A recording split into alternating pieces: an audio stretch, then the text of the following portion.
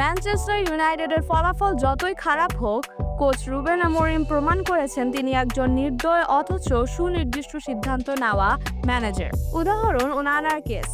বারবার সমালোচিত হলেও আমোরিম তাকে রক্ষা করেছেন, সুযোগ দিয়েছেন, কিন্তু সীমা ছাড়ালে তিনি নির্মমভাবে বদলে দিয়েছেন, মূল স্কোয়াড থেকে বাদ।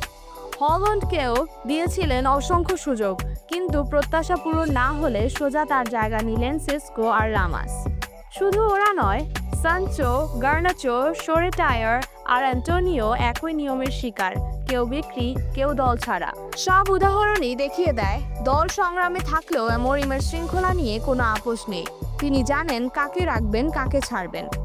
ম্যানেজার হিসেবে তিনি কঠোর, কখনো কখনো নির্মম, তবে তার সাহসী সিদ্ধান্ত ইউনাইটেডকে গড়ছে নতুন পথে। আপনাদের কি মনে হয় আমোরিমের এই কঠোর সিদ্ধান্ত কি দীর্ঘমেয়াদে ইউনাইটেডকে বদলে দিতে পারবে? আপনার মতামত লিখে দিন নিচের কমেন্ট সেকশনে।